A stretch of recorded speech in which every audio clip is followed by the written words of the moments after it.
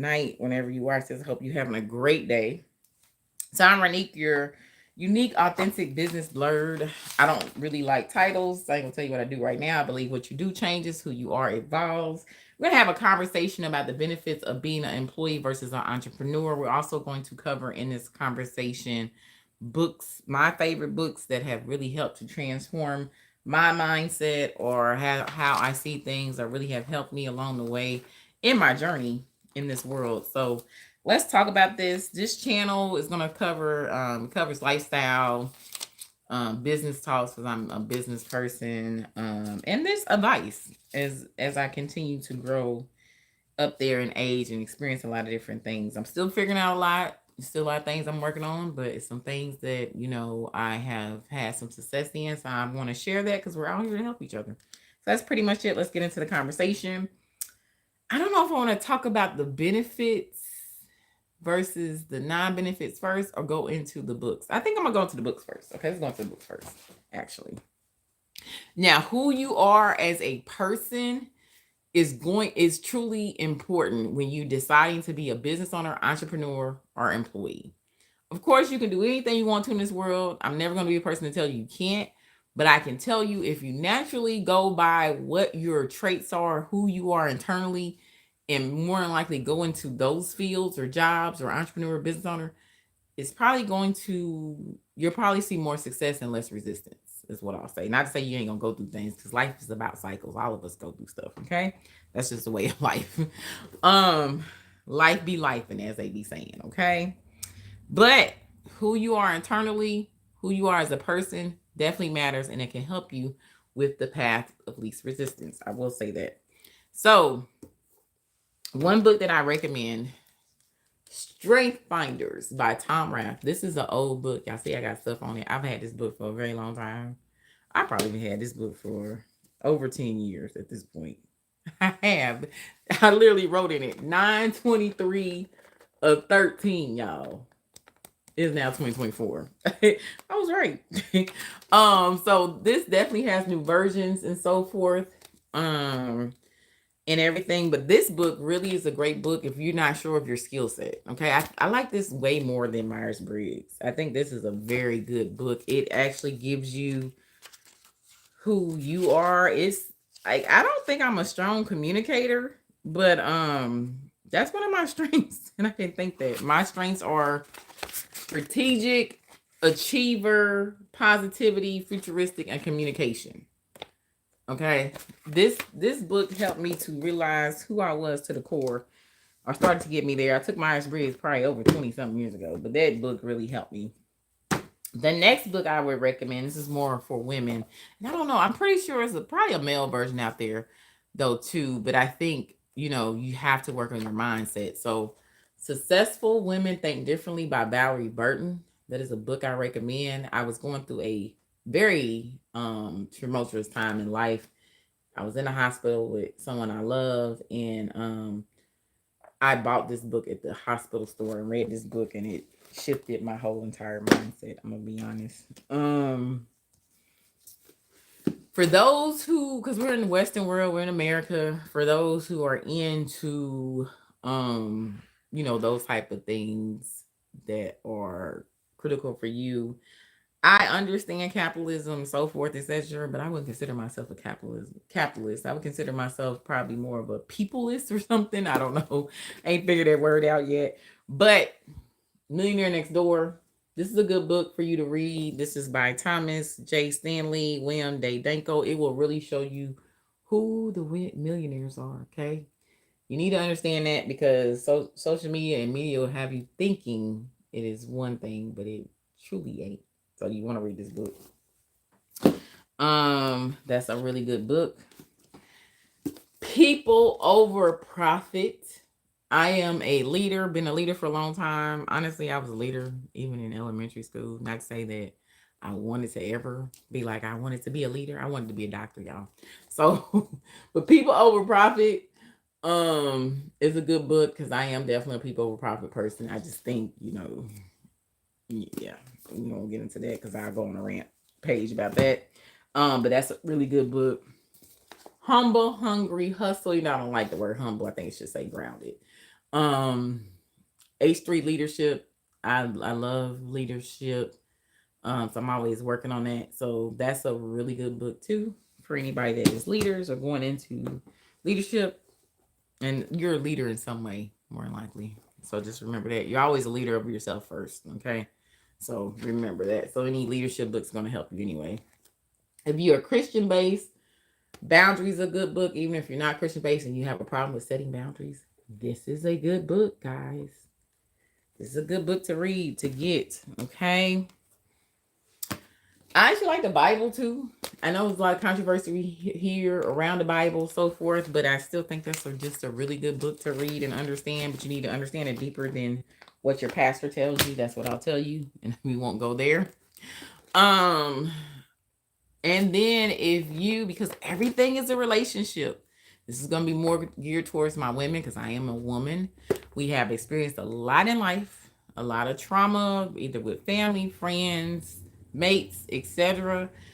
Everything is a relationship, though. Your relationship first is with yourself, your relationship with your family, your siblings, your children, your business partners, your friends, your mates, your husband, whatever.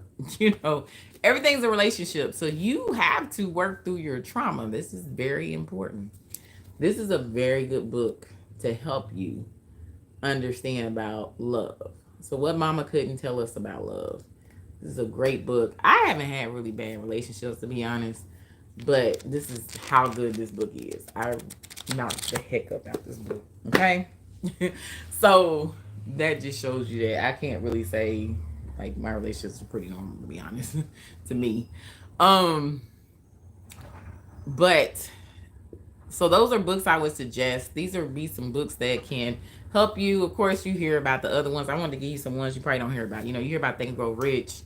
You hear about The Art of War. There's another common book, so forth, those type of things.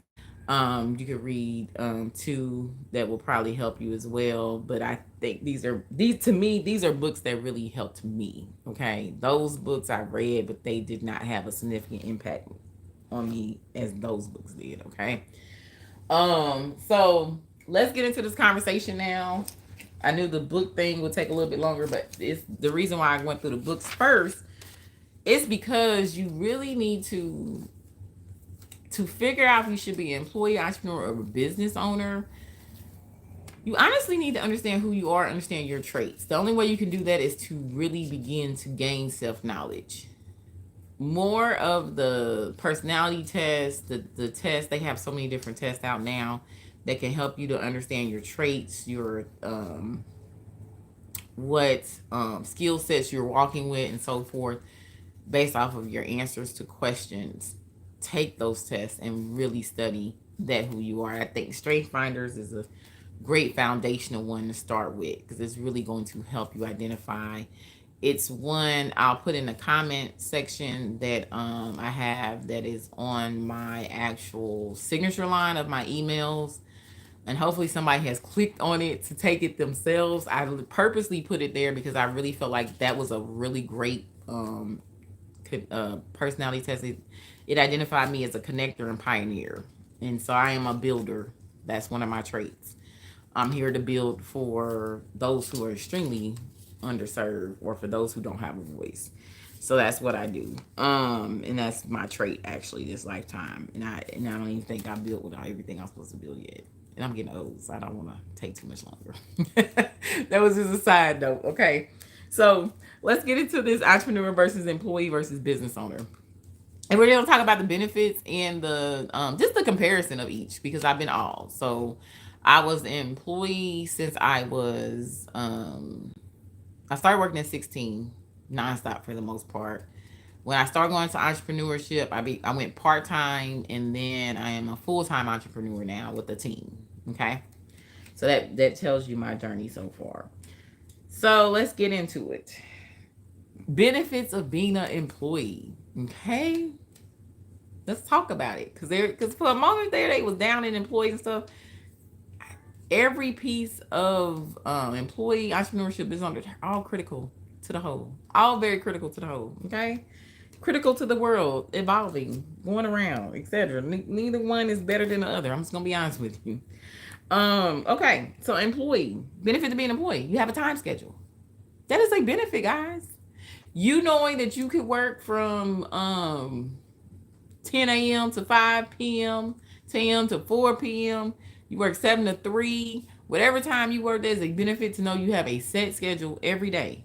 Depending upon your traits, who you are, that may be a huge benefit for you. You may not be a person that can think on the go, that can deal with having your schedule be different every day. They may absolutely work against who you are as a person. Okay, so that could be a benefit for you, and it could not be a benefit for you. As an entrepreneur, business owner, depending upon what type of business you are in, you may have a set schedule, you may not have a set schedule. You sometimes have days where you may not you may have a light schedule, and you may have days where you have a heavy schedule. So if you prefer to have a standard schedule, you prefer structure, you work better in structure, you should be learning this about yourself. Understand those things, because being an employee may be the best route for you to go, or being an entrepreneur. Maybe you are a person who doesn't like schedule. You like things on the go. You thrive in environments where you get to think for yourself, you get to direct yourself, you get to lead others, you can think of your problem solver, that type of person. It's not one over the other, it's more of who you are, which works better for you. So that's why we're talking about the comparison. um EE versus entrepreneur. Your hours are usually set, and then we kind of talked about that and having a time schedule, but then you could have longer hours if you are a entrepreneur, right? You may be, like I say, working around the clock and so forth. In employee world, you usually working 8 hours, 7 hours a day, and you get off. Okay, you can go do what you need to do. Nothing's gonna come up in the middle of the night, nothing's gonna come up at the beginning of the day, nothing's gonna come up. So like really think about that. So let's talk about this. Everybody is responsible over something. I mean, you may be responsible over yourself. You may be responsible over, your family, your household, whatever it may be. So as an employee, you have a certain set of responsibility based off of your job, right? If you become an entrepreneur, business owner, you're going to have a lot more responsibility. So if you are a person who really doesn't like responsibility, entrepreneurship or business ownership may not be for you. Okay. There is nothing wrong with being an employee or being an entrepreneur or a business owner. Just figure out again who you are, what are your traits, what environments do you work best in, and then do that. Don't let society push you one way or the other. This is why I'm having this conversation with you today, because you need to figure out who you are and then go that lane. Okay. So that's one. You're gonna have a whole lot more responsibility. This is why they like the first 3 years businesses fail, etc. so forth. It's because it's a lot more responsibility. Let's just be honest. If you are not that person, that may not be for you. If you don't know how to hire those folks, how to bring those folks in to help you with the areas that you're not good in and so forth, that may not be your skill set. Okay. So let's talk about the next one. Insurance. If you are in America, okay, we don't have the universal health care system like other places do. We not there yet. Our health care is absolutely ridiculously cost. It is way too high. We are paying way too much for health care. Unfortunately, so if you're an employee, you more than likely probably have a better option there when it comes to healthcare, because what the insurances are coming out of your paycheck, right? Even your life insurance is usually coming out of your paycheck. All your insurances you may need come out of your paycheck. You probably have access to a better healthcare system too, and so forth, naturally, because you're a full-time employee. That was one of the first things I realized was hugely different when I moved because I went from full-time employment to part-time employment, and then I went to full-time entrepreneurship.